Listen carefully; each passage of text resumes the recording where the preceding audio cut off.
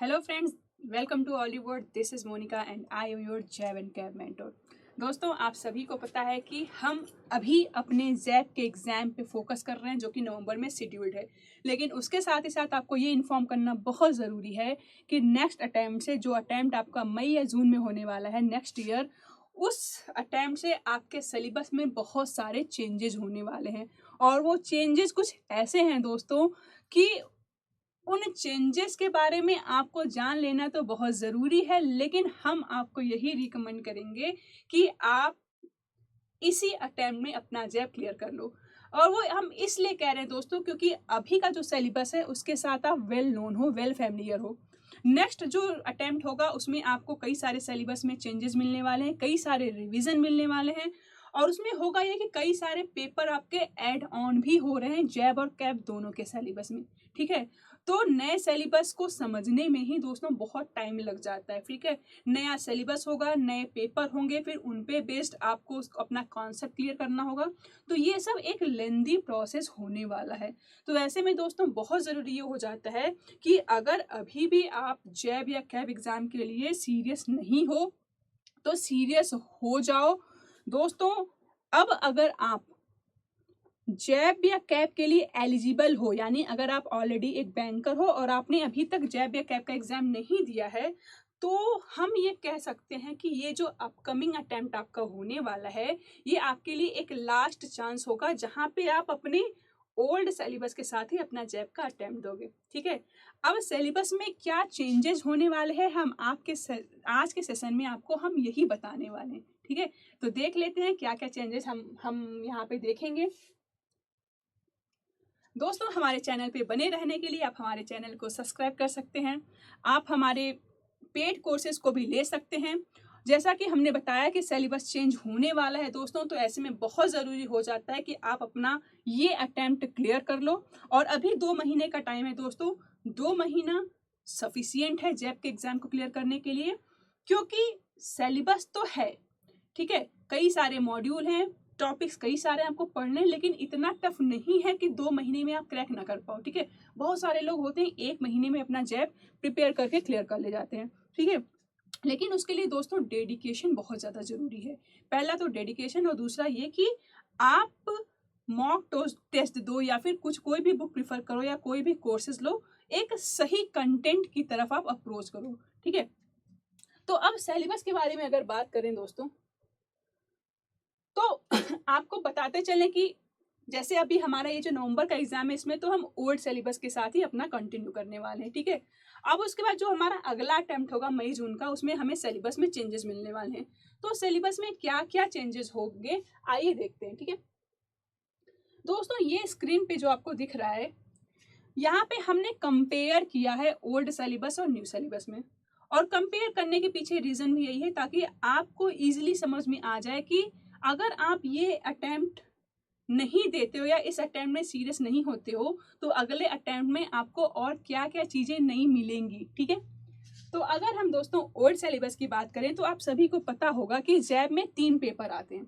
ठीक है, वो 3 पेपर यहाँ पे लिखे हुए हैं, that is PPB, accounting and finance for banker, and legal and regulatory aspect. अब जब हम नए सिलेबस की बात करेंगे, तो नए सिलेबस में हमें 2 पेपर तो एज इट इज ही मिलने वाला है। पहला पेपर है पीपीबी और दूसरा पेपर है एएफबी। दोस्तों, पेपर सेम है, मॉड्यूल वही है, बस नाम थोड़ा सा चेंज हो गया है। ठीक है, यहाँ पे AFB accounting and finance for banking होता था, और यहाँ पे एएफएमबी यानी यहाँ पे एक वर्ड ऐड ऑन कर दिया, दैट इज मैनेजमेंट। ठीक है, accounting and financial management for banker. तो ओवरऑल ये तो आप कंसीडर कर सकते हो कि ये दोनों आपका पुराना पेपर ही रहेगा। अब उसके बाद जो चेंज आ रहे हैं वो है तीसरे पेपर में। तीसरा पेपर दोस्तों जो एलआरएबी का था, अब इस अटेम्प्ट के बाद से आईएबीएफ इस पेपर को हटाने जा रहा है।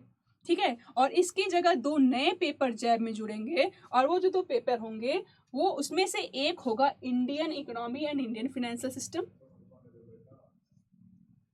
और फोर्थ वन होगा retail banking and wealth management.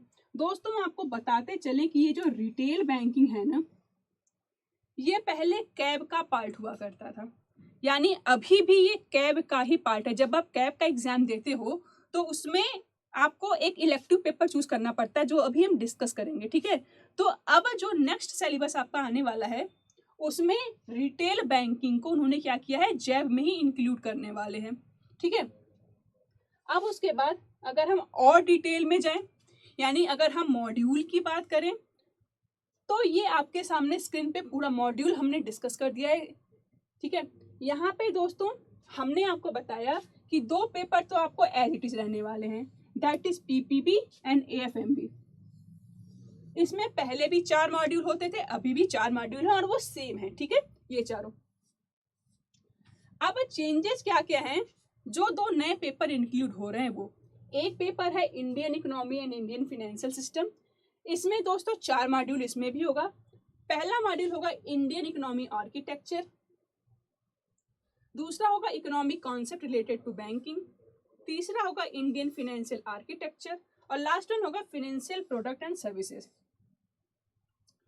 तो ओवरऑल मतलब ये है कि जो आपका एक थर्ड पेपर इंक्लूड हो रहा है इकोनॉमी से रिलेटेड, उसमें हम यही पढ़ेंगे कि भाई इंडिया की जो इकोनॉमी है वो कैसी है, कौन कौन से वेरिएबल हैं जो इकोनॉमी को अफेक्ट कर रहे हैं, या फिर जो उससे रिलेटेड फाइनेंशियल सर्विसेज हैं वो कौन कौन से सर्विसेज हैं जो हमें प्रोवाइड की जाती है, ठीक है। नेक्स्ट पेपर जो एड ऑन हो रहा है वो है retail banking and wealth management. Cab में ये एक इलेक्टिव पेपर हुआ करता है अभी तक, लेकिन नेक्स्ट सिलेबस से क्या होगा, ये जैब का एक पार्ट हो जाएगा और कंपलसरी हो जाएगा, ठीक है। अब रिटेल में भी दोस्तों आपको 4 मॉड्यूल देखना है। पहला होगा इंट्रोडक्शन ऑफ रिटेल बैंकिंग, दूसरा रिटेल प्रोडक्ट के बारे में डिस्कशन करेंगे, नेक्स्ट सपोर्ट सर्विसेज के बारे में बात करेंगे और लास्ट वन वेल्थ मैनेजमेंट के बारे में बात करेंगे। दोस्तों आप सभी को पता है कि रिटेलर जो होते हैं वो हम आप जैसे जनरल पब्लिक होते हैं, ठीक है। बैंक जब हमें फैसिलिटी प्रोवाइड कराती है तो उसको रिटेल बैंकिंग बोलते हैं। और चूंकि जब कैब के बारे में बात करते हैं तो लोग सबसे पहले यही जो ऑप्शन होता है इलेक्टिव पेपर का यही चूज कर लेते हैं, चूंकि इजी भी है, बहुत टफ नहीं है, ठीक है। तो ये जो पेपर है ये आपका एक नया इंक्लूड होगा जैब के एग्जाम में। अब उसके बाद ये सामने हमने आपको बता दिया कि भाई रिवाइज्ड क्या क्या होंगे। दोस्तों आपको बताते चलें कि जो जैब का सिलेबस होता है और डीबीएफ का जो सिलेबस है दोनों सेम है। जैब बैंकर्स के लिए है, डीबीएफ जो है वो नॉन बैंकर्स के लिए है। ये दोनों एक कोर्सेज हैं, एक एग्जामिनेशन है जो कि आईएबीएफ के द्वारा कंडक्ट कराया जाता है, ठीक है। तो जो लोग नॉन बैंकर हैं और जो बैंकिंग में अपना फ्यूचर देख रहे हैं उनके पास भी एक अच्छा ऑप्शन दोस्तों ये है कि वो डीबीएफ का क्या करें, कोर्स कर लें, और उनका सिलेबस भी सेम ही होता है। तो कहने का मतलब ये है कि जब जैब का सिलेबस चेंज होगा तो डीबीएफ का भी सिलेबस उसके साथ ही साथ चेंज हो जाएगा, ठीक है।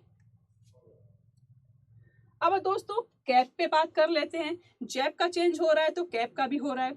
अब हमें ये पता है कि जैब का एग्जाम जब हम क्लियर कर लेते हैं उसके बाद ही हम कैब के लिए एलिजिबल होते हैं, ठीक है। चूंकि सिलेबस चेंज हो रहा है तो इस पे भी फोकस कर लेते हैं कि क्या क्या चेंजेस हो रहे हैं। दोस्तों आपको बताते चले कि अभी तक जो लोग कैब का एग्जाम देते थे उनको केवल 2 पेपर ऐसे होते थे जो कंपल्सरली देने पड़ते थे। उसके अलावा एक तीसरा पेपर होता था जो इलेक्टिव पेपर होता था, यानी कि आपको 5-6 ऑप्शंस दे दिए जाते थे पेपर के, उसमें से कोई एक आप अपने हिसाब से सेलेक्ट कर लो और उस पर बेस्ड आप क्या कर लो, एग्जाम दे दो। लेकिन अब जो नया सिलेबस आया है उसके अकॉर्डिंग क्या करना है कि अब से आपको कैब में 4 पेपर देने पड़ेंगे, ठीक है। 4 पेपर देने पड़ेंगे जिसमें से 2 पेपर तो आपको सेम है, एक एबीएम और दूसरा बीएफएम। ये दोनों सेम है लेकिन 2 नए पेपर आपके इंक्लूड हो रहे हैं। वो दोनों पेपर कौन कौन से हैं, that is advanced business and financial management और दूसरा है banking regulation and business law. तो ये दोनों पेपर जो है ये आपके लिए बिल्कुल नए होने वाले हैं। अब ये 4 पेपर देने के बाद भी आपको एक और इलेक्टिव पेपर देना है, ठीक है। इलेक्टिव पेपर में अब से आपके पास केवल 5 ऑप्शन रहेगा। दोस्तों ओल्ड सिलेबस में हमने देखा कि यहाँ पे 6 ऑप्शन आपको एज ए इलेक्टिव पेपर देने मिल रहे हैं। नए ऑप्शन में क्या कर रहा है, इन्होंने केवल 5 ऑप्शन दिया है, यानी एक जो पेपर था रिटेल बैंकिंग का उन्होंने कैब से हटा दिया है और उसको जैब में इंक्लूड करने वाले हैं, ठीक है। तो अब इसका मतलब ये है कि इलेक्टिव में भी आपके पास एक ऑप्शन कम हो गया। दोस्तों मोस्टली स्टूडेंट क्या करते हैं कि इलेक्टिव पेपर में रिटेल बैंकिंग को ही ऑप्ट करते थे, क्योंकि ऐसा रियलिटी भी है कि as compared to all of this retail banking का पेपर थोड़ा इजी होता है। ठीक है, तो अब ये आपके पास 5 ऑप्शंस होंगे जिसमें से केवल आपको एक सेलेक्ट करना होगा, और बाकी ये 4 पेपर जो आप देख पा रहे हो ये कंपलसरी है देना। ठीक है, अब इसके बाद अगर इसके मॉड्यूल वाइज बात कर लें तो जो हमारा 2 पेपर दोस्तों ओल्ड सिलेबस के हिसाब से है, एडवांस्ड यानी AFM और BFM, ये दोनों में पहले भी 4 मॉड्यूल आते थे, अभी भी 4 मॉड्यूल ही होंगे। ठीक है, चेंजेस जो होने वाले हैं ये तो नए पेपर के साथ होने वाले हैं, 2 नए पेपर ऐड हो रहे हैं, तो हर पेपर में 4 मॉड्यूल भी इंक्लूड होगा। ठीक है, मॉड्यूल जो है advanced business and financial management में क्या है दोस्तों, यहाँ पे पहला मॉड्यूल होगा मैनेजमेंट प्रोसेस, यानी मैनेजमेंट किस तरीके से, मैनेजमेंट का प्रोसीजर किस तरीके से होता है। उसके बाद कुछ कॉन्सेप्ट्स पढ़ेंगे फाइनेंशियल मैनेजमेंट को लेकर के, यानी एक कंपनी क्या करती है जब स्टैब्लिश होती है तो उसको फाइनेंसेस की जरूरत पड़ती है। ठीक है, तो फाइनेंसेस को कैसे मैनेज करेगी उसका एडवांस लेवल आपको पढ़ना है। उसके बाद वैल्यूएशन, मर्जर एंड एक्विजिशन, यानी यहाँ पे कंपनियों के वैल्यूएशन की बात की जा रही है। ठीक है, कंपनियों कैसे मर्ज होंगी, कैसे एक्वायर होंगी, ये सब चीज़ें से रिलेटेड चीज़ें हम पढ़ेंगे। फिर उसके बाद इमर्जिंग बिजनेस सोल्यूशंस। अब लास्ट पेपर जो बैंकिंग रेगुलेशन और बिजनेस लॉ है उसमें भी 4 मॉड्यूल हैं। ठीक है, ये आपको सामने से दिख रहा है, जहाँ पे रेगुलेशन एंड कंप्लायंस पहला मॉड्यूल बनाएगा, सेकंड में हम कुछ इंपॉर्टेंट एक्ट पढ़ेंगे, थर्ड में उसी का पार्ट बी पढ़ेंगे, और लास्ट में हम कुछ कमर्शियल लॉ और बैंकिंग ऑपरेशन के बारे में पढ़ने वाले हैं। तो इस तरीके से दोस्तों हम देख पा रहे हैं कि हमारा जो नेक्स्ट अटेम्प्ट होगा, जो कि मई या जून में एग्जाम होगा, वो हमारे लिए कितना कॉम्प्लेक्स बना जाएगा। ठीक है, यानी हमें अब जैब या कैप के एग्जाम को देने के लिए लगभग डबल मेहनत करनी पड़ेगी। ठीक है, ये दोस्तों ये कुछ इलेक्टिव पेपर से जो हमने बताया कि रिवाइज्ड सिलेबस में आपको इलेक्टिव के 5 ऑप्शंस मिलेंगे, 5 पेपर, ये 5 पेपर आपको सामने दिए गए हैं। ठीक है, तो इनके भी कई सारे मॉड्यूल हैं दोस्तों जो सामने आपको दिए गए हैं।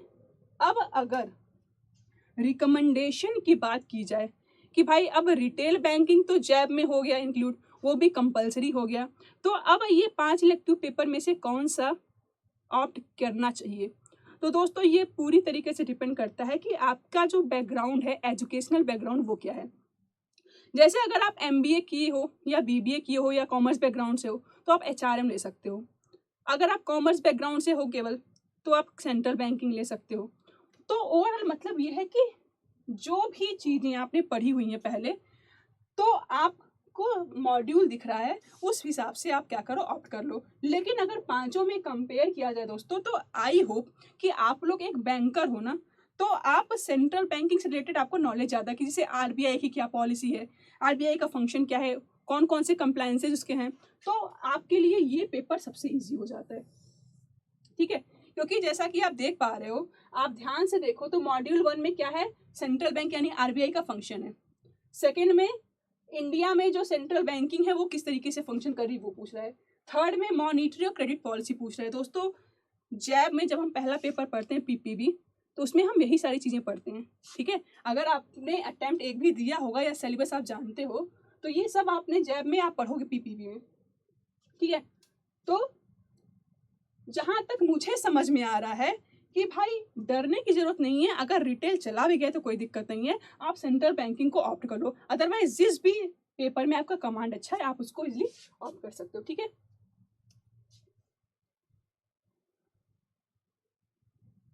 तो होप करती हूँ दोस्तों कि आपको ये सेशन अच्छा लगा होगा और आपको ये भी समझ में आ गया होगा ओवरऑल कि अब आगे से जैब और कैप क्लियर करना कितना टफ होने वाला है। लेकिन इसका ये मतलब बिल्कुल भी नहीं है कि हम आपको डरा रहे हैं। दोस्तों ये बताना ज़रूरी इसलिए है ताकि आपके नॉलेज में ये चीज़ें रहे कि अभी आप सीरियस हो जाओ और अभी आपके पास एक बेहतरीन मौका है कि जो आपका ये एग्ज़ाम नवंबर में होने वाला है, आप इसको दो और फोकस्ड होके दो। ठीक है, 2 महीने का टाइम दोस्तों बहुत होता है। अगर आप बैंकर हो तो आपको हम यही सजेस्ट करेंगे कि आप अपना एग्ज़ाम इस बार नवंबर में दे दो। ठीक है, आपके लिए दोस्तों हम बहुत मेहनत करते हैं और हम आपसे भी एक्सपेक्ट करते हैं कि ये सारी मेहनत बस आपके लिए होती है। तो आप भी सीरियस हो जाओ, आप भी जैब अपना क्लियर करो। ठीक है, और दूसरों के लिए मोटिवेशन बनो। ठीक है, तो दोस्तों इसी के साथ खत्म करते हैं आज का session. Thank you for watching.